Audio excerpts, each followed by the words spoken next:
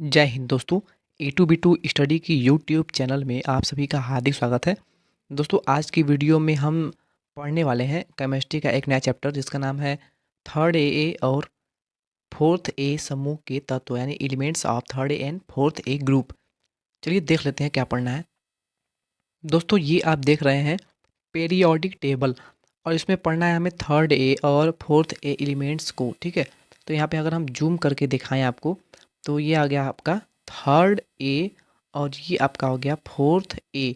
यानी इसमें जितने भी एलिमेंट्स हैं और इसमें जितने भी एलिमेंट्स हैं यानी कि बोरान, एल्यूमिनियम, गैलियम, ठीक है, और इसमें कार्बन, सिलिकॉन, जर्मेनियम, जितने भी एलिमेंट्स हैं इनके बारे में हमें पढ़ना है इस चैप्टर में। तो चलिए स्टार्ट करते हैं इस चैप्टर को। दोस्तों क्लास स्टार्ट करने से पहले अगर आप चैनल पर पहली बार विजिट कर रहे हैं तो चैनल को सब्सक्राइब कर लें। आज की वीडियो में हम इस पूरे चैप्टर को कवर करने वाले हैं और वीडियो के लास्ट में हम इस चैप्टर से आने वाले ऑब्जेक्टिव क्वेश्चंस को भी सॉल्व करने वाले हैं। तो स्टार्ट करते हैं बिना किसी, सीधे स्टार्ट करते हैं। अच्छा, पहले हमें क्या पढ़ना है? पहले हमें पढ़ना है तृतीय समूह के तत्वों को। तो एलिमेंट्स ऑफ थर्ड ग्रुप यानी कि जिसे बोरान फैमिली कहा जाता है। सबसे पहले तृतीय समूह में बोरान ही आता है, इसलिए इसे बोरान परिवार का एलिमेंट्स कहे जाते हैं। जितने भी इस एलिमेंट आते हैं इसमें थर्ड ए वाले में, इसको हम कहते हैं बोरान परिवार का एलिमेंट्स यानी फैमिली ऑफ बोरान। आवर सारणी में पी ब्लॉक के वर्ग थर्ड ए में 5 तत्व हैं। कौन कौन से? आपका aluminium, boron, gallium, indium, thallium, और इसमें बोरान को छोड़कर ये सभी जो हैं वो धातु हैं। ये क्वेश्चन बनता है, क्या है? थर्ड ए में कौन कौन से तत्व धातु हैं? तो थर्ड ए में आपके बोरान को छोड़कर जितने भी तत्व हैं, जितने भी एलिमेंट्स हैं, वो सभी के सभी धातु हैं। आगे है बोरान परिवार के तत्वों के समान लक्षण। तो ये तो जानना ही है, बोरान परिवार के समान लक्षण यानी कि general characteristics of boron family elements. परमाणु आकार बोरान से थैलियम तक बढ़ता है। थर्ड ए में, थर्ड ए पीरियोडिक टेबल में परमाणु का जो आकार है वो बोरान से थैलियम तक बढ़ता है। तो हमें समझना है, हमें केवल पढ़ना नहीं है। तो चलिए आपको दिखाते हैं। देखिए दोस्तों, ये आपका रहा बोरान और ये आपका रहा थैलियम। तो आवर्त सारणी में बोरान से थैलियम की ओर आने पर इनके परमाणु का आकार जो है वो बढ़ता है। तो यही आपको समझना है। इसके बाद है सभी तत्वों का आयनन विभव एस ब्लॉक के तत्वों से प्रायः निम्न होता है, किंतु द्वितीय तथा तृतीय आयनन विभव प्रायः उच्च होते हैं तथा आयनन विभव जो होता है वो बोरान से एल्यूमिनियम तक घटता है। जो तत्वों का आयनन विभव होता है, आयनन विभव के बारे में हमने आपको पिछली वीडियो में बहुत ही अच्छे से बताया हुआ है, तो पिछली क्लास को इसके लिए अवश्य देख लें। उसका जो आयनन विभव होता है ना, वो बोरान से एल्यूमिनियम तक घटता है। दोस्तों ये रहा आपका बोरान और ये रहा आपका एल्यूमिनियम, यानी बोरान से एल्यूमिनियम पर आयनन विभव का मान जो है वो घटता है। बोरान स्थायी ऋणायन बनाता है। बोरान जो है वो स्थायी ऋणायन बनाता है तथा अपरूपता प्रदर्शित करता है, ये इसका विशेष गुण होता है। एल्यूमिनियम एक प्रबल अपचायक है, इसलिए इसे तापीय वेल्डिंग प्रक्रम में उपयोग करते हैं। एल्यूमिनियम का बहुत सारे उपयोग हैं। एल्यूमिनियम का वायर भी बनाया जाता है, जिसका कि घरों में आप वायर इसका यूज भी करते हैं। और एल्यूमिनियम जो है एक प्रबल अपचायक है, इसलिए इसे तापीय वेल्डिंग प्रक्रम में भी इसका यूज किया जाता है। ये सभी क्षारीय ऑक्साइड बनाते हैं, जिनका क्षारीय गुण समूह में नीचे जाने पर बढ़ता है। बोरान परिवार के जितने भी तत्व होते हैं यानी थर्ड ए एलिमेंट जितने भी होते हैं, ये क्षारीय ऑक्साइड बनाते हैं, जिनका क्षारीय गुण समूह में नीचे जाने पर बढ़ता है। यानी अगर आप आवर्त सारणी में पीरियोडिक टेबल में ऊपर से नीचे आते हैं तो इनका जो क्षारीय गुण है वो नीचे जाने पर बढ़ता है, इंक्रीज होता है। हाइड्रोक्साइड का क्षारीय गुण बोरान से थैलियम तक घटता है। हाइड्रोक्साइड यानी कि जिसमें OH आयन उपस्थित होता है, हाइड्रोक्साइड आयन कहते हैं उसे हैं। तो हाइड्रोक्साइड का क्षारीय गुण बोरान से थैलियम तक घटता है। कैसे घटता है? जैसे कि आपका ये बोरान हाइड्रोक्साइड है, एल्यूमिनियम हाइड्रोक्साइड है, गैलियम हाइड्रोक्साइड है, इंडियम हाइड्रोक्साइड है और थैलियम हाइड्रोक्साइड है। तो ये हाइड्रोक्साइड जो इसके होते हैं वो आवर्त सारणी में पीरियोडिक टेबल में ऊपर से नीचे आने पर ये क्या होता है? घटता है, कम होता है।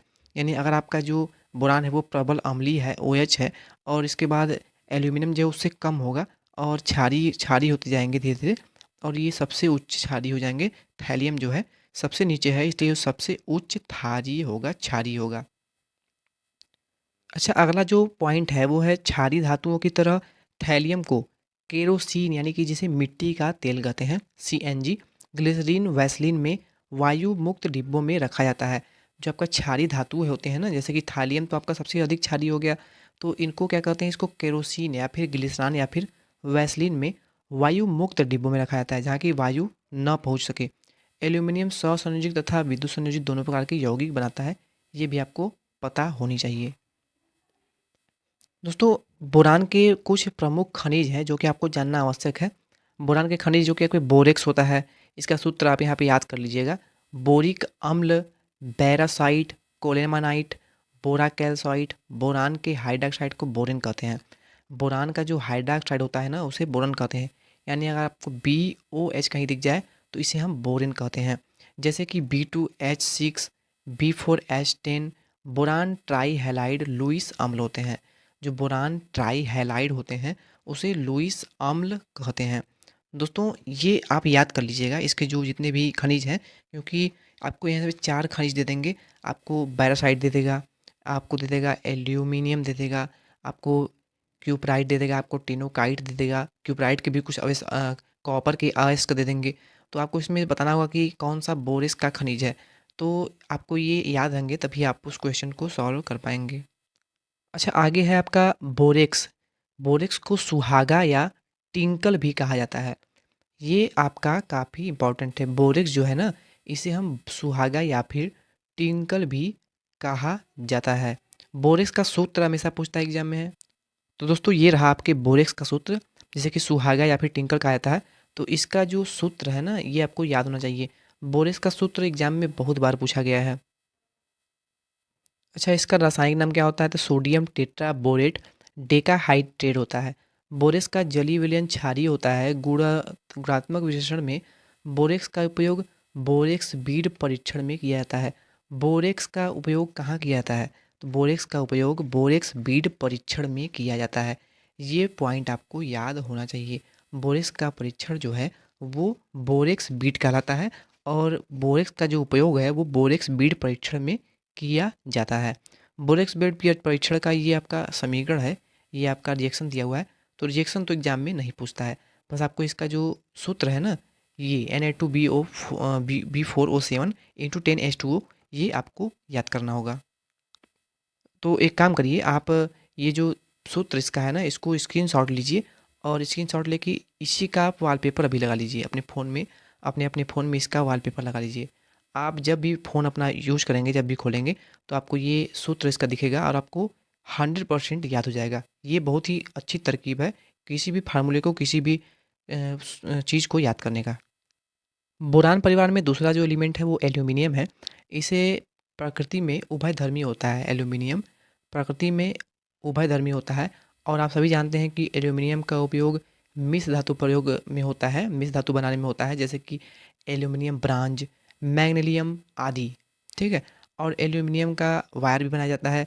एल्यूमिनियम सल्फेट का उपयोग रंग बंधक के रूप में, रंगाई, छपाई में आदि में किया जाता है।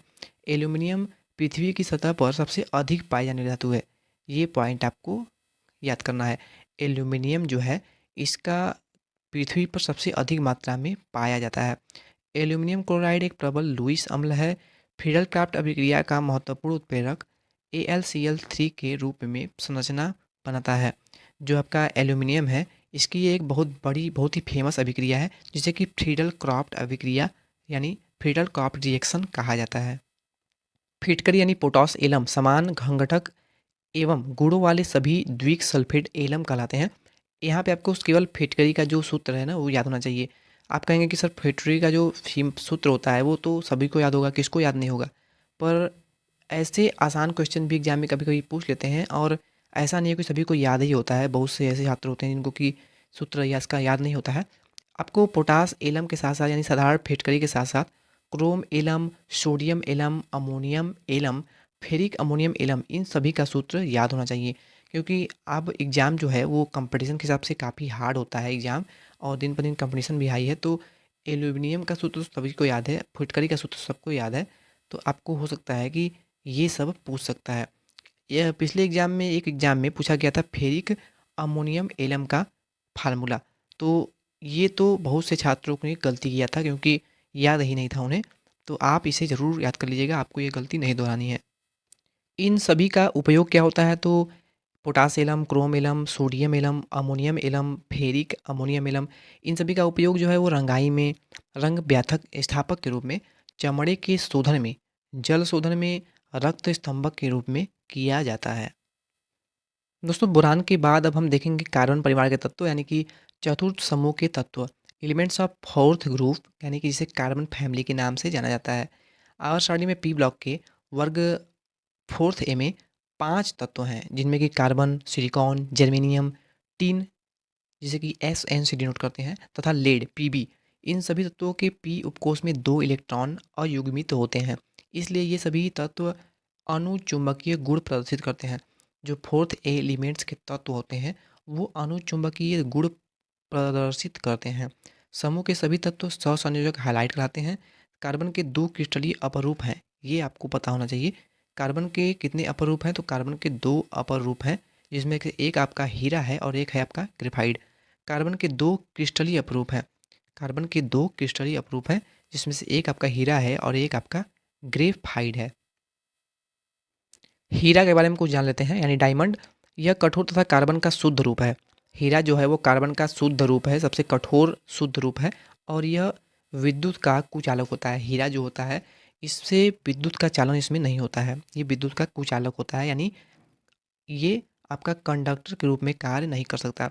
यह रंगहीन और पारदर्शक होता है, यानी कि इसके आर पार देखा जा सकता है। यह एक बहुमूल्य रत्न के रूप में प्रयोग किया जाता है। ये तो आप सभी जानते हैं कि हीरा कहीं से मिल जाए भैया। ग्रेफाइट क्या है? ग्रेफाइट कृत्रिम रूप से आसवन विधि द्वारा बनाया जाता है।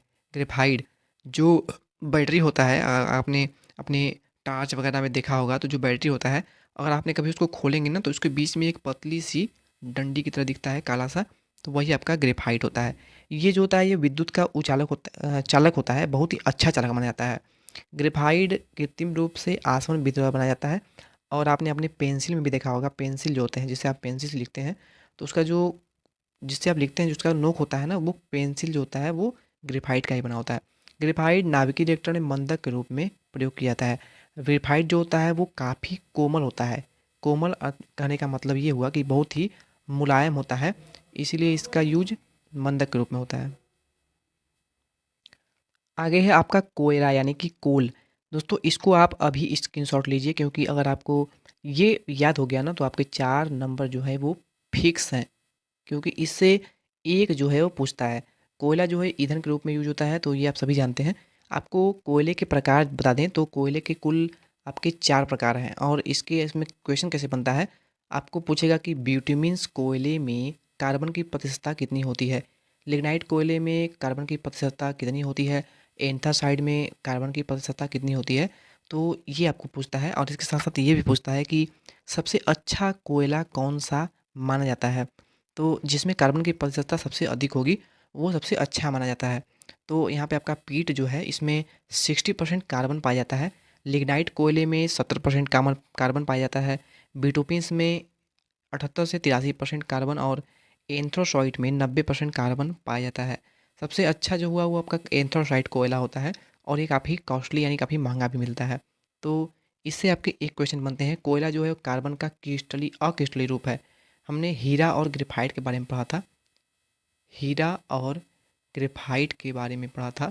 तो हीरा और ग्रेफाइट जो है वो कार्बन के क्रिस्टलीय ठोस रूप हैं, क्रिस्टलीय रूप। पर कोयला जो है वो ये कार्बन का अक्रिस्टलीय रूप है, अपर रूप है। कोयला ईंधन गैस बनाने में प्रयोग किया जाता है, जैसे कि भाप अंगार, गैस प्रोड्यूसर गैस आदि रूपों में इसका यूज होता है। आगे है आपका चारकोल। चारकोल का प्रयोग ईंधन के रूप में, द्रव शोधक के रूप में, जल के शुद्धिकरण में, द्रवों का रंग दूर करने में तथा गैस मास्क बनाने में आदि में किया जाता है।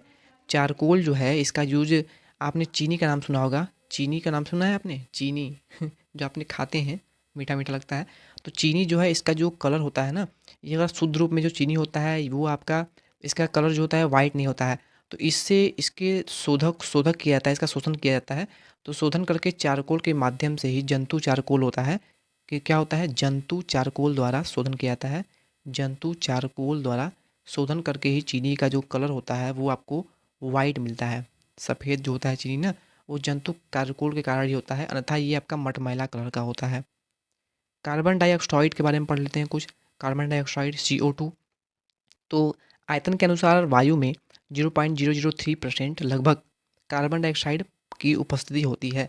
ऑक्सीजन की कितनी उपस्थिति होती है, तो वो 21% होती है। वही नाइट्रोजन की 78% होती है। तो ये सब आपको पता होगा। यह एक रेखीय अणु है। कार्बन डाइऑक्साइड को 50 से 60 वायुमंडलीय दाब पर 20 डिग्री सेंटीग्रेड ताप पर आसानी से द्रवित किया जा सकता है। जो आपका CO2 गैस के रूप में होता है, अगर आप इसे 50 से 60 वायुमंडलीय दाब दें तो, और इसके साथ साथ 20 डिग्री सेंटीग्रेड तक तापमान दें, तो ये द्रव अवस्था में बदल जाएगा। सिलिकॉन क्या है? पृथ्वी की सतह पर दूसरा सबसे अधिक मिलने वाला तत्व है। सबसे पहले नंबर पर सबसे अधिक मात्रा में आपका एल्यूमिनियम पाया जाता है। कौन सा पाया जाता है? एल्यूमिनियम पाया जाता है। और एल्यूमिनियम के बाद सबसे अधिक पाया जाने वाला जो तत्व है वो आपका है सिलिकॉन। सिलिकॉन, सिलिकॉन को हम SI से डिनोट करते हैं। तो सिलिकॉन जो है वो दूसरा नंबर पे है सबसे अधिक मात्रा में पाया जाने वाला पृथ्वी पर तत्व। सिलिकॉन का क्रिस्टलीय रूप क्वार्ट्ज है। सिलिकॉन का क्रिस्टलीय रूप क्वार्ट्ज है। क्वार्ट्ज जो होता है वो एक टुकड़ा होता है। एक क्वार्ट्ज जो है उसको मैंने आपको बताया भी था पिछली वीडियो में, एक वीडियो में। तो आपने अगर उस वीडियो को देखा होगा तो जानते होंगे क्वार्ट्ज जो होता है वो पत्थर के आकार का एक टुकड़ा होता है। यह हाइड्रोजन फ्लोराइड में घुलनशील होता है। जो क्वार्ट्ज का टुकड़ा होता है वो हाइड्रोजन फ्लोराइड में घुलनशील होता है। दोस्तों ये क्लास बिल्कुल भी मिस नहीं करिएगा, क्योंकि इस क्लास जो है इससे आपके 10 से 20 नंबर के क्वेश्चन बन सकते हैं, क्योंकि ये चैप्टर आपका बहुत ही इंपॉर्टेंट है। अब हम जानेंगे साधारण काच जो है वो सिलिका Si2 होता है। सोडियम सिलिकेट का सूत्र जो होता है वो Na2CSiO3, और कैल्शियम सिलिकेट का जो ठोस विलयन होता है, ठीक है, आपको जो सिलिका होती है ना वो SiO2 होता है। कांच कई प्रकार के होते हैं। कांच जो होते हैं वो कई प्रकार के होते हैं, जिनमें कि रंगीन कांच, कठोर कांच, फ्लिंट कांच, क्रूक्स कांच, पाइरेक्स कांच। पाइरेक्स कांच जो है वो सबसे अच्छा माना जाता है। मैं आपको थोड़ा स्पीड में पढ़ा रहा हूँ, क्योंकि आपका जो चैप्टर है वो काफ़ी ब्रॉड है, काफ़ी बड़ा है। तो एग्ज़ाम भी नज़दीक है, इसलिए हम आपको जल्दी जल्दी इसको कंप्लीट कराना चाहते हैं। कांच में रंग देने के लिए उसमें धातुओं के रंगीन यौगिक अल्प मात्रा में मिलाए जाते हैं। कांच जो होता है वो आपका रंगीन कांच कैसे बनता है? इसमें धातुओं के रंगीन यौगिक अल्प मात्रा में मिलाए जाते हैं। कांच जो होता है वो आपका कितने प्रकार का होता है? कई प्रकार का होता है। रंगीन, कठोर, फ्लिंट, क्रूक्स, ये प्रकार हैं इसके। कांच को रंग देने वाले पदार्थ का कांच का रंग, जैसे कि कोबाल्ट ऑक्साइड, अगर आप कोबाल्ट ऑक्साइड की यौगिक को मिला देते हैं तो उसका रंग जो है वो गहरा नीला हो जाएगा। वहीं क्यूप्रस ऑक्साइड मिला दें, यानी Cu2O मिला दें, क्यूप्रस ऑक्साइड, तो इसका रंग जो है वो लाल हो जाएगा। उसी प्रकार कैडमियम सल्फाइड को मिलाने से नारंगी लाल हो जाता है, और इसी प्रकार अन्य अन्य यौगिकों को मिलाने से इसका रंग जो है वो अलग अलग हो जाता है। तो रंग ये तो कभी एग्जाम में पूछा नहीं गया है, पर पूछ लिया तो दिक्कत हो सकता है, तो इसको आप याद ही कर लीजिएगा, क्योंकि इससे क्वेश्चन अभी तक बना नहीं है एग्जाम में किसी प्रीवियस ईयर के क्वेश्चन पेपर में अगर आप देखेंगे तो। पर दोस्तों इसका आपको नाम याद होना चाहिए और इसका सूत्र याद होना चाहिए, ठीक है। तो अब आगे चलते हैं, आगे जान लेते हैं कांच के प्रकार व उपयोग। कांच का प्रकार और उपयोग, इससे एक क्वेश्चन बनता है। मृदु कांच का उपयोग कहाँ होता है? तो खिड़की के कांच, जो आपके घरों में खिड़कियाँ लगती हैं उसके जो कांच बनते हैं वो मृदु कांच के बनते हैं। जार, जिसमें आप पानी पीते हैं, कांच के ग्लास जो होते हैं वो मृदु कांच के बने होते हैं। बोतलें जो होती हैं वो मृदु कांच के ही बनी होती हैं। घरेलू कांच के जो बर्तन होते हैं वो मृदु कांच के ही बने होते हैं। कठोर कांच का क्या बना होता है? तो कठोर कांच का जो बीकर होता है, बीकर जानते हैं आप? बीकर, जैसे कि आप अपने लैब वगैरह में, केमिस्ट्री के लैब वगैरह में जो प्रयोगशाला में प्रयोग करते हैं, तो वो जो बीकर होता है ना वो कठोर कांच का बना होता है, काफ़ी मोटा होता है वो, तो वो आपका कठोर कांच का बना होता है। परख नली जो होता है आपके केमिस्ट्री के लैब में आपने देखा होगा, या फिर अगर आपने प्रयोगशाला में गए होंगे कभी अपने, तो देखा होगा कि परख नली जो होता है कुछ इस प्रकार का होता है। परख नली, परख नली आपने देखा है ना? परख नली कुछ इस प्रकार का होता है। इसमें आप लेकर के टेस्ट ट्यूब जिसे बोलते हैं, और फ्लास्क होता है, फ्लास्क, और उच्च ताप रोधी उपकरण जो भी होते हैं वो कठोर कांच के बनाए जाते हैं। क्रूक्स कांच क्या होता है? तो क्रूक्स कांच जो होता है आपके चश्मे का जो लेंस होता है ना, वो क्रूक्स कांच का बना होता है। पायरेक्स कांच, उच्च कोटि के उपकरण जो बनाए जाते हैं वो पायरेक्स कांच के बनाए जाते हैं। फ्लिंट कांच क्या है? प्रिज्म एवं प्रकाशिक यंत्रों को बनाया जाता है फ्लिंट कांच के द्वारा। टीन यानी कि जिसे कि SN से डिनोट करते हैं। टीन जो है इसका मात्र एक ऑक्साइड अयस्क है, इसका नाम है कैसीटेराइट। क्या नाम है? कैसीटेराइट। SnO2, ये आपको याद करना है। टीन जो है वो अमलगम दर्पण बनाने में उपयोग होता है। टीन विभिन्न प्रकार के मिश्र धातु बनाने में भी उपयोग किया जाता है। SnCl यानी कि टीन क्लोराइड H2O रंगाई और छपाई में रंग बंधक के रूप में प्रयोग किया जाता है। लीड की यौगिक प्रवृत्ति में विषैले होते हैं। लीड के जो यौगिक होते हैं वो विषैले होते हैं, मतलब कि अगर आप लीड किसी भी प्रकार से निगल जाते हैं या फिर अगर आपको कैसे भी लीड चला जाता है आपके शरीर में, तो ये आपके शरीर के लिए बहुत ही विषैला साबित होगा और इससे आपके जान भी जा सकती है। ठीक है, तो लीड जो है वो काफ़ी विषैला माना जाता है, प्रकृति में ये विषैला होता है। कार्बन परिवार के तत्वों के समान लक्षण, general characteristics of carbon family elements. परमाणु आकार, परमाणु आयतन, धात्विक गुण, ऑक्साइडों का क्षारीय गुण कार्बन से लेड तक बढ़ता है। दोस्तों जैसा कि आप फिगर में देख रहे हैं, ये आपका कार्बन हुआ और ये आपका लेड हुआ। तो इसके परमाणु की आकृति और इसके आयनन विभव वगैरह जो भी मैंने आपको बताया अभी, तो ये ऊपर से नीचे आने पर क्या होता है? इंक्रीज होता है, यानी बढ़ता है। इनके आयनन विभव उच्च होते हैं तथा कार्बन से घटते हैं, यानी अगर आप कार्बन से नीचे की ओर आते हैं तो इसका आयनन विभव जो है वो घटता है। वहीं जो आपके परमाणु आकार, परमाणु के आयतन, धात्विक गुण यानी धात्वती का गुण जो होता है और ऑक्साइडों का जो क्षारीय गुण होता है वो नीचे आने पर क्या होता है? बढ़ता है। बस आयनन विभव जो होता है वो घटता है। इन तत्वों की विद्युत ऋणात्मकता जो होती है वो नियमित रूप से नहीं घटती है। अगर कार्बन की 2.5 है तो सिलिकॉन की 1.8 हो जाएगी। जर्मेनियम की 1.8 है तो आपके जो एशन यानी कि आपका इसका 1.8 हो जाएगा। लेड का 1.8 ही होता है। तो ये इस प्रकार घटते हैं और इसका कोई नियमित रूप से यानी कोई एक स्टैटिस्टिक नहीं होता है। ये तत्व जो होते हैं ये 2 या फिर 4 ऑक्सीकरण अवस्था प्रदर्शित करते हैं। लेड को छोड़कर इस समूह के सभी तत्व अपरूपता प्रदर्शित करते हैं। टीन केवल एक ऐसा तत्व है जिसके 10 समस्थानिक होते हैं। टीन जो है यानी जो एसएन है, इसके कुल 10 समस्थानिक हैं। हाइड्रोजन का ऊष्मीय स्थायित्व जो है कार्बन से लेड तक घटता है। हाइड्रोजन जो है, हाइड्रोजन धातु कौन सी हैं? आयोडीन, ब्रोमीन, एस्टीन, ये सब आपके हाइड्रोजन तत्व कहलाते हैं। ये रंगीन होते हैं। हाइड्रोजन के बारे में हम अगले चैप्टर में पढ़ेंगे। लेड तक घटता है तथा तत्वों के टेट्रा हाइलाइडों की वाष्पशीलता जो है उसका रिएक्शन यहाँ पे आप देख सकते हैं, तथा स्थापित टेट्रा हाइलाइडों के अणुभार बढ़ने के साथ घटता है। कार्बन जो है वो सिलिकॉन से अधिक कठोर होता है। कार्बन जो है वो सिलिकॉन से अधिक कठोर होता है। अंत में हम पढ़ने वाले हैं लेड के बारे में, यानी शीशे के बारे में। यह 4th ए एलिमेंट्स का आखिरी तत्व है, यानी अंतिम सदस्य है। यह मुक्त तथा संयुक्त दोनों अवस्था में पाया जाता है। इसके मुख्य अयस्क जो है वो गैलेना है। जो लेड है इसका मुख्य गैस जो है वो गैलेना है, PbS, इसे गैलेना कहते हैं। सीरोसाइट PbCO3, दोस्तों याद रखिएगा ये सब पूछता है, तथा एम्बलीसाइड यानी PbSO4, 3 इसके मुक्त अवस्था में अयस्क हैं। तीनों के नाम और इसके सूत्र एग्जाम में पूछे जाते हैं।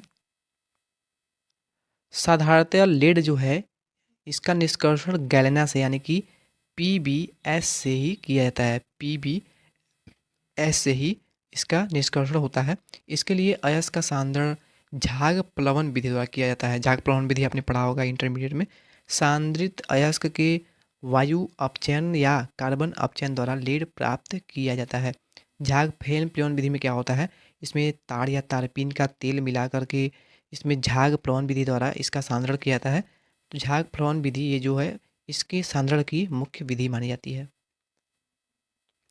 इस प्रकार अशुद्ध लेड का शोधन विद्युत अपघटनी विधि द्वारा किया जाता है। लेड के कुछ महत्वपूर्ण यौगिक हैं जिसको याद करना होगा आपको। लेड के यौगिक यानी कंपाउंड ऑफ लेड। लेड के कौन कौन से कंपाउंड है? बेसिक लेड कार्बोनेट यानी सफ़ेदा जिसे कहते हैं, सफ़ेदा यानी वाइटनर, जिसका यूज़ आप करते हैं, अगर कुछ आपने लिख लिया है तो उसको डिलीट करते हैं, उसको उस पे सफ़ेदा चला के उसको वाइट करके फिर से लिख लेते हैं। सफ़ेदा यानी वाइटनर जो आप यूज़ करते हैं उसका सूत्र है 2 PbCO3 इंटू PbOH का ट्वाइस। तो ये आपका सफ़ेदा यानी लेड, बेसिक लेड कार्बोनेट का सूत्र है। रेड लेड यानी संदूर जो होता है, सिंदूर, सिंदूर का सूत्र है Pb3O4, रेड लेड जिसे बोला जाता है। लिथार्ज इसका बहुत बार पूछा जाता है, ये आपका मोस्ट इंपॉर्टेंट है लिथार्ज। लिथार्ज जो है इसका फार्मूला जो है PbO, लेड ऑक्साइड जिसे लिथार्ज कहते हैं। लेड एसीटेट या sugar of lead, lead acid या फिर शुगर ऑफ लेड इसे कहा जाता है। CH3COO का ट्वाइस Pb×3H2O। ठीक है, तो ये आपको लंबा थोड़ा है और ये पूछता भी है। लेड एसिड या फिर इसे शुगर ऑफ लेड बोला जाता है। तो दोस्तों फाइनली हमने इस चैप्टर की थ्योरिकल पोर्शन को बहुत ही अच्छे से पढ़ लिया है। थ्योरिकल पोर्शन को पढ़ना इसलिए इम्पॉर्टेंट है क्योंकि यही से आपके ऑब्जेक्टिव या फिर न्यूमेरिकल बेस्ड जो क्वेश्चन होते हैं एग्जाम में वो बनते हैं। तो उम्मीद है कि आपको हर एक चीज़ें अच्छे से क्लियर हो गई होंगी। इस चैप्टर को जो भी हमने अभी तक पढ़ा हुआ है उसी से रिलेट करते हुए, जो भी रिलेट करते हुए क्वेश्चन बनते हैं एग्जाम में, उनको अब हम सॉल्व करने वाले हैं। तो क्लास थोड़ी सी लंबी होगी, ठीक है। इसी क्लास में हम इसके ऑब्जेक्टिव क्वेश्चन को सॉल्व कर रहे हैं। अगर आपको कोई प्रॉब्लम है तो आप क्लास बाद में ले सकते हैं। क्लास जो है वो यूट्यूब पे अवेलेबल रहेगी, ठीक है। तो चलिए स्टार्ट करते हैं। तो हम इसमें ज़्यादा से ज़्यादा क्वेश्चंस को सॉल्व कर सकें, इसके लिए हम थोड़ी स्पीड में क्वेश्चंस को सॉल्व करेंगे और आपको ज़्यादा से ज़्यादा क्वेश्चंस को आज की इस वीडियो में सॉल्व भी करा देंगे। तो चैनल पर पहली बार विजिट कर रहे हैं तो चैनल को सब्सक्राइब कर लें और बेल आइकन को भी प्रेस कर लें, जिससे आपको हमारी हर वीडियो का नोटिफिकेशन भी मिलता रहेगा। डेली टेस्ट सीरीज के लिए हमारी टेलीग्राम चैनल से आप जुड़ सकते हैं, जिसका लिंक आपको हमारी डिस्क्रिप्शन बॉक्स में मिल जाएगा। आज का हमारा पहला प्रश्न है, एल्यूमिनियम तथा गैलियम की समान संयोजक त्रिज्या होती है क्योंकि जो एल्यूमिनियम है और गैलियम, इन दोनों की जो संयोजक त्रिज्या होती है वो समान होती है, इसका क्या कारण है? एल्यूमिनियम तथा गैलियम की समान सहसंयोजक त्रिज्या होती है, इसका कारण है गैलियम परमाणु के डी इलेक्ट्रॉन की परीक्षण क्षमता कम होती है। ऑप्शन नंबर सी हो जाएगा इसका करेक्ट आंसर। नेक्स्ट है, निम्नलिखित में से कौन सा अम्ल के साथ हाइड्रोजन गैस उत्पन्न नहीं करता है? निम्नलिखित में से कौन सा ऐसा है जो कि अम्ल है और अम्ल के साथ हाइड्रोजन गैस उत्पन्न नहीं करता है?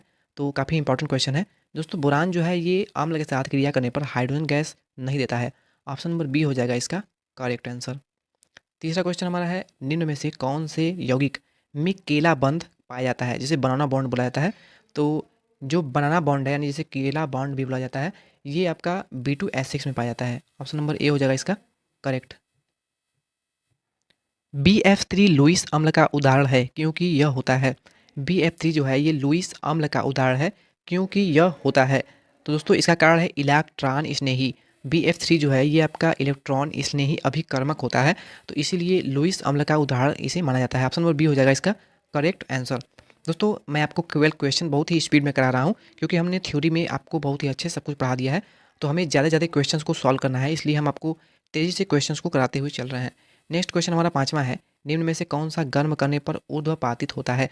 ऊर्ध्वपातित का मतलब आप समझ रहे हैं, यानी गर्म करने पर वाष्प बन के उड़ जाना ही ऊर्ध्वपातन की क्रिया कहलाता है। तो इसमें से जो आपका एल्यूमिनियम क्लोराइड है यानी ऑप्शन नंबर बी आप देख सकते हैं, ये ऊर्ध्वपातित हो जाता है गर्म करने पर। ऑप्शन नंबर बी हो जाएगा इसका करेक्ट आंसर। नेक्स्ट हमारा सिक्स्थ क्वेश्चन है, निम्न में से कौन सा ऑक्साइड शुद्ध क्षारीय प्रकृति का होता है? निम्न में से कौन सा ऐसा ऑक्साइड है जो कि शुद्ध क्षारीय प्रकृति का होता है? तो इसमें से जो हमारा TiO3 है ये सबसे शुद्ध क्षारीय प्रकृति का होता है। ऑप्शन नंबर बी हो जाएगा इसका हमारा करेक्ट आंसर। बोरान का निष्कर्षण किस खनिज से किया जाता है? बोरान का जो अयस्क है उसके बारे में मैंने आपको बताया था। तो बोरान का निष्कर्षण जो है वो कोल मैनाइट से किया जाता है। बोरान जो है इसका निष्कर्षण यानी इसकी जो प्राप्ति होती है ये कोल मैनाइट अयस्क से होता है। ऑप्शन नंबर हो जाएगा सी इसका करेक्ट आंसर। अगर आपने थ्योरी वाली वीडियो को देख लिया होगा तो आपको ये सब क्वेश्चन आ रहे होंगे।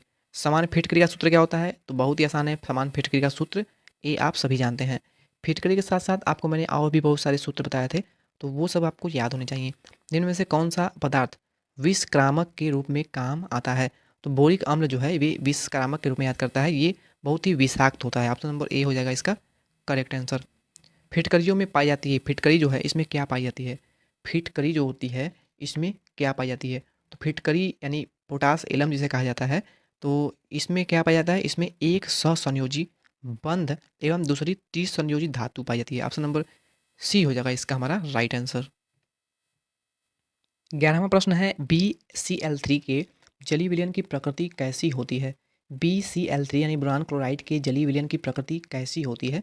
तो BCl3 के जलीय विलयन की जो प्रकृति होती है वो दुर्बल अम्लीय होती है। अम्लीय से याद आया, अम्ल और क्षार में अगर आपको कोई भी कन्फ्यूजन है तो पीएच मान ज्ञात करने वाले के लिए एक मैंने आपको स्पेशल वीडियो बनाया है, पीएच मान कैसे ज्ञात करें। उसमें मैंने आपको अम्ल और क्षार के बारे में फुल डिफाइन किया है, तो उस वीडियो को आप देख लीजिए, आपका सारा कैलकुलेशन जो है वो उसमें निकल जाएगा। 12वां क्वेश्चन है डाइबोरेन जल से क्रिया करके उत्पन्न करता है। क्या उत्पन्न करता है? डाइबोरेन, डाई यानी दो बोरान हो गए आपके, तो ये जल के साथ अभिक्रिया करके क्या बनाता है? डाइबोरेन जो है वो जल के साथ अभिक्रिया करके H3BO3 बनाता है। 13वां क्वेश्चन है AlCl3 के द्विगुणक में दो AlCl3 के बीच पाया जाता है। क्या पाया जाता है? कौन सा बाउंड पाया जाता है आपको बताना है। तो ये हो जाएगा आपका उप सहसंयोजक बंध। ऑप्शन नंबर डी हो जाएगा इसका करेक्ट आंसर। B2O3 की प्रकृति होती है, कैसी होती है? तो इसकी प्रकृति जो है वो अम्लीय होती है। B2O3 जो है ये अम्लीय होती है। आप कहेंगे सर कि इसमें तो हाइड्रोनियम आयन तो उपस्थित नहीं है, तो ये अम्लीय कैसे हो गया? तो कुछ ऐसे यौगिक होते हैं जो कि अम्लीय गुण प्रदर्शित करते हैं बिना हाइड्रोनियम आयन के भी। तो ये सब मैंने आपको बता रखा है, पर यहाँ पे मैंने आपको क्लियर कर दिया। नेक्स्ट क्वेश्चन पे चलते हैं। नेक्स्ट क्वेश्चन है थैलियम की परिवर्ती ऑक्सीकरण अवस्था का कारण क्या है? थैलियम जो है इसकी ऑक्सीकरण अवस्था जो है वो परिवर्ती होती है। इसका कारण है निष्क्रिय युग्म प्रभाव। युग्मन प्रभाव इस पे शून्य होता है, कोई इफेक्ट नहीं होता है। ऑप्शन नंबर हो जाएगा ए हमारा करेक्ट आंसर। निम्न में से कौन सा यौगिक सहसंयोजी है?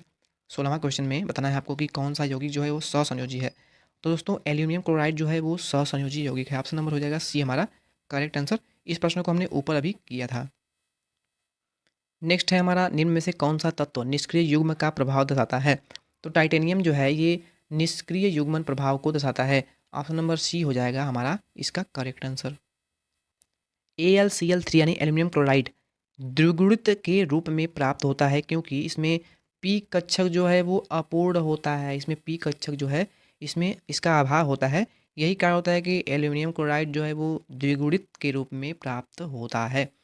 नेक्स्ट क्वेश्चन है निम्न में से कौन सा तत्व मृदा में अधिकता से पाया जाता है? तो ये तो मैंने आपको बहुत अच्छे से बताया था। सबसे अधिक मात्रा में एल्यूमिनियम पाया जाता है और दूसरे नंबर पर आपका टिन पाया जाता है पृथ्वी पर सबसे अधिक मात्रा में। तो क्लियर हुआ। 20वां है एल्यूमिनियम के निष्कर्षण में क्रायोलाइट का उपयोग है। बॉक्साइट को घोलने में, अधिक एल्यूमिनियम प्राप्ति में, इलेक्ट्रॉनों के बचाव में, और डी है एल्यूमिनियम फ्लोराइड के घोलने में। तो एल्यूमिनियम के निष्कर्षण में क्रायोलाइट का उपयोग क्या है, यही आपको बताना है। तो बॉक्साइट को घोलने के लिए ही क्रायोलाइट का उपयोग किया जाता है। क्रायोलाइट का उपयोग बॉक्साइट को घोलने के लिए किया जाता है। नेक्स्ट है डाइबोरेन में हाइड्रोजन सेतु बंधों की उपस्थिति का संभावित कारण क्या है? डाइबोरेन में हाइड्रोजन सेतु बंधों की उपस्थिति का संभावित कारण क्या है? तो इसका कारण है आवश्यक इलेक्ट्रॉनों की संख्या से दो इलेक्ट्रॉन जो हैं वो कम होते हैं।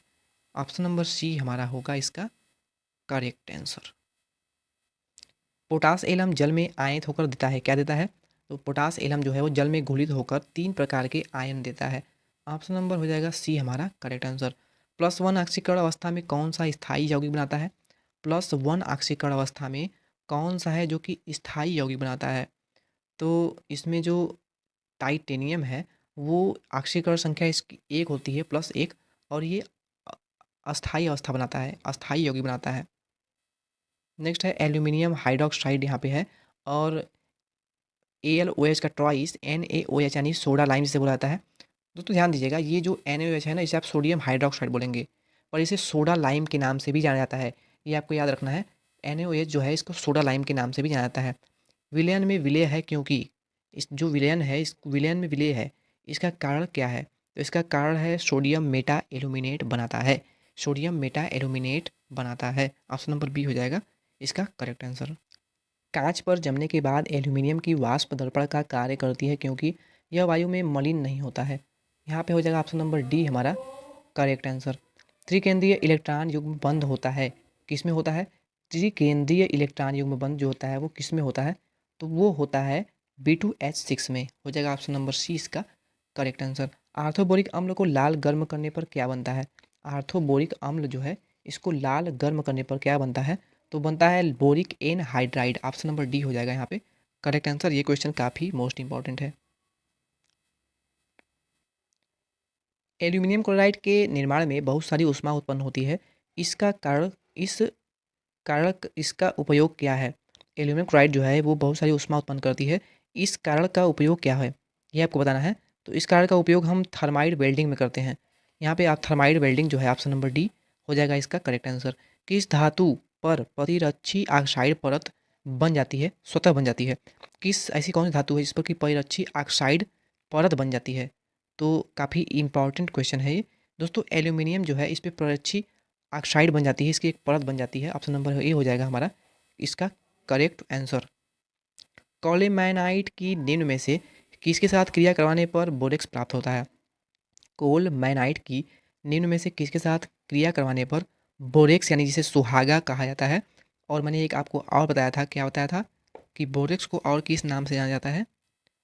टिंकल, टिंकल के नाम से भी इसे जाना जाता है। ठीक है, तो कोलमैनाइट की निम्न में से किसके साथ अभिक्रिया कराई जाए कि बोरेक्स यानी टिंकल या फिर सुहागा प्राप्त हो? तो बोरेक्स की अभिक्रिया हम कराएंगे, कोलमैनाइट की अभिक्रिया हम कराएंगे सोडियम कार्बोनाइट से। ऑप्शन नंबर सी यहाँ पे हो जाएगा हमारा इसका करेक्ट आंसर।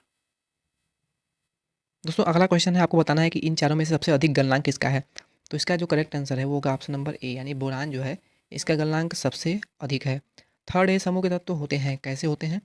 थर्ड ए समूह तत्व होते हैं वो क्या पी ब्लॉक के होते हैं, क्या वो एस ब्लॉक के होते हैं, क्या वो डी ब्लॉक के होते हैं, क्या वो डी ब्लॉक दुर्लभ मृदा तत्व होते हैं? कौन से होते हैं third A elements? Third A के सभी एलिमेंट्स पी ब्लॉक के तत्व आते हैं। ऑप्शन नंबर बी हो जाएगा इसका करेक्ट आंसर। BHB बंद सेतु का डाइबोडन में कितने इलेक्ट्रॉनों के सहभाग से निर्माण होता है? तो 2 इलेक्ट्रॉन के निर्माण से होता है। ऑप्शन नंबर ए हो जाएगा करेक्ट। थर्मल वेल्डिंग में प्रयुक्त होता है, क्या प्रयुक्त होता है? थर्माइट वेल्डिंग में क्या प्रयुक्त होता है? तो थर्माइट वेल्डिंग में एल्यूमिनियम का चूड़ प्रयुक्त होता है। ऑप्शन नंबर ए इसका राइट आंसर होगा। निम्न में से कौन सा कथन सत्य है? आपको बताना है कि इन चारों में से कौन सा जो कथन है वो करेक्ट होगा। तो इसमें से जो BCl3 एवं ACl3 दोनों लुईस अम्ल हैं, ये मैंने आपको बताया था कि BCl3 और ACl3 दोनों ही लुईस अम्ल हैं और BCl3 ACl3 अपेक्षा अधिक प्रबल है। BCl3 जो है वो AlCl3 की अपेक्षा अधिक प्रबल लुईस अम्ल है। यहाँ पे ऑप्शन नंबर ए ही हो जाएगा हमारा करेक्ट। एल्यूमिनियम बहुत से ऑक्साइडों को अपचयित करता है क्योंकि इसकी बहुत अधिक बंधुता होती है। एल्यूमिनियम जो है वो बहुत से ऑक्साइडों को अपचयित करता है क्योंकि इसकी बहुत अधिक बंधुता होती हैं। इसका कारण क्या है? आपको यही बताना है। तो इसका कारण है ऑक्सीजन के लिए। ऑप्शन नंबर ए हमारा है वो हो जाएगा करेक्ट आंसर। इसकी इलेक्ट्रॉन बंधुता जो होती है वो ऑक्सीजन के लिए सबसे अधिक होती है। दिन में से कौन सा अधिक अम्लीय प्रकृति का है? 44वां क्वेश्चन बताना है आपको कि इन चारों में से कौन सा जो है वो सबसे अधिक प्रबल अम्लीय है। ठीक है, तो जो इसमें आपका Bl3 है यानी ऑप्शन नंबर डी आप देख सकते हैं, ये आपका सबसे अधिक प्रबल अम्लीय है। न्यून इलेक्ट्रॉन यौगिक का उदाहरण है, न्यून इलेक्ट्रॉन यौगिक का उदाहरण इसमें से कौन सा है? तो ये सभी जो हैं यानी BF3 ACl3 B2S6 ये सभी आपके न्यून इलेक्ट्रॉन यौगिक के उदाहरण हैं। निम्न में से कौन सा कथन सत्य है? Al यानी एल्यूमिनियम अपचायक का कार्य करता है। एल्यूमिनियम भाप के साथ उच्च ताप पर भी क्रिया नहीं करता। एल्यूमिनियम अन्य धातुओं के साथ बहुत सी मिश्र धातुओं को बनाता है। एल्यूमिनियम के सभी यौगिक आयनिक हैं। इनमें से कौन सा करेक्ट है? तो एल्यूमिनियम के सभी यौगिक जो हैं वो आयनिक हैं।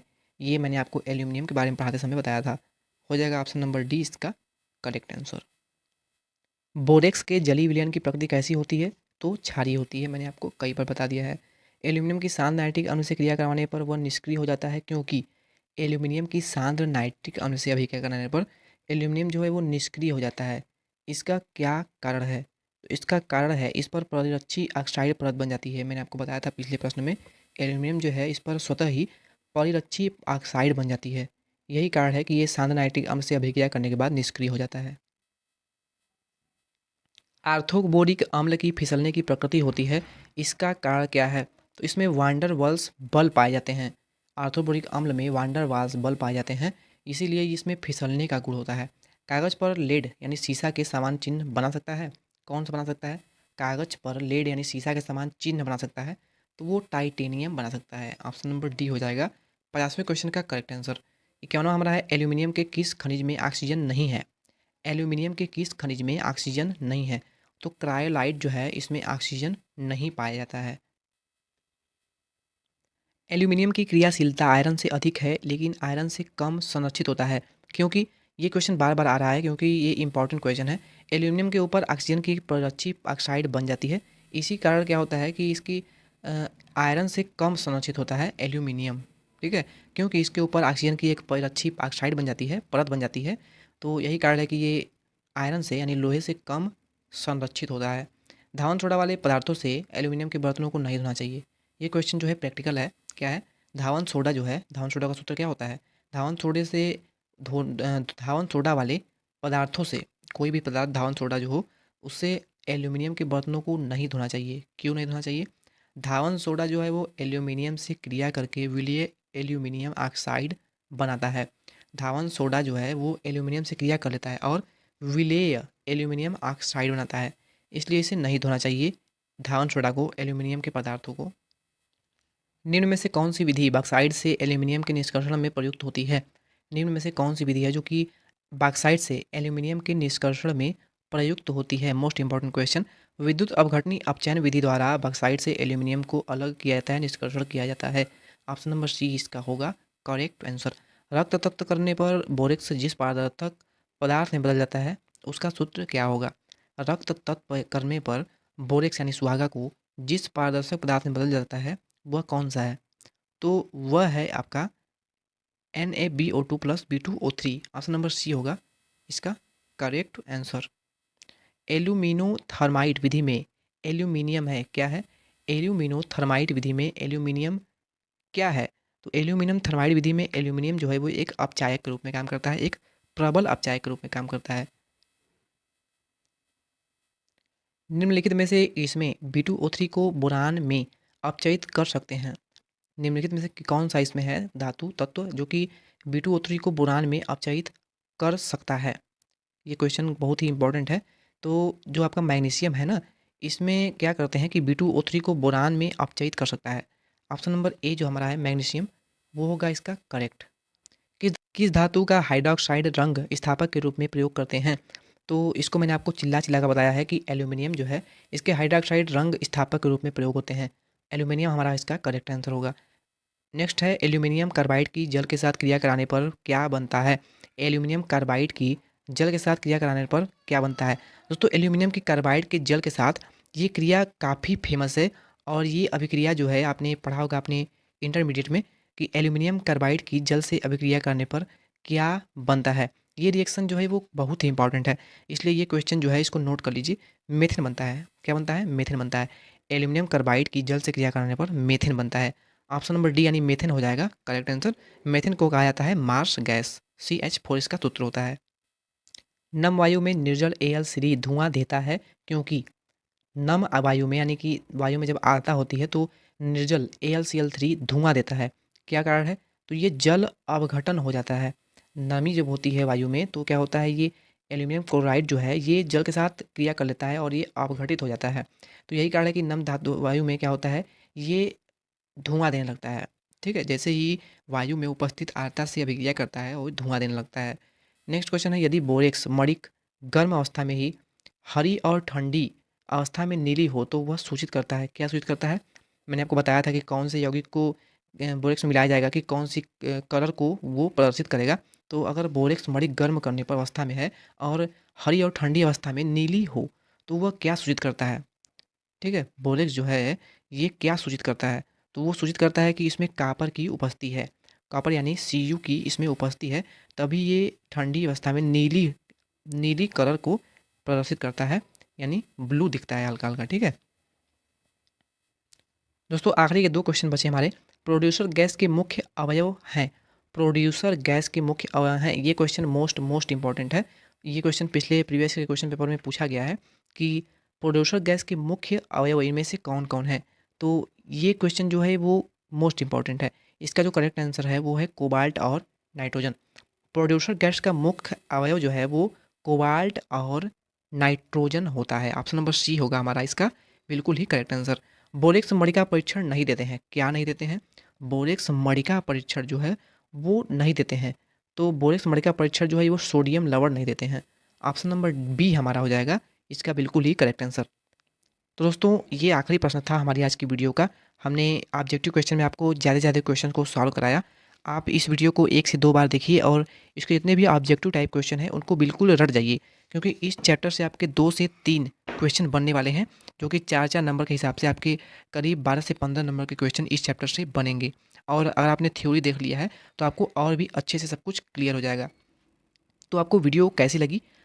क्योंकि हमने आपको ज़्यादा क्वेश्चन समझाने का प्रयास नहीं किया, आपको हमने ज़्यादा से ज़्यादा क्वेश्चंस को सॉल्व कराया। तो अगर आप थ्योरी वाली वीडियो को देख कर इसे देखते हैं तो आपको क्वेश्चन जो है वो काफ़ी अच्छे समझ में आएँगे।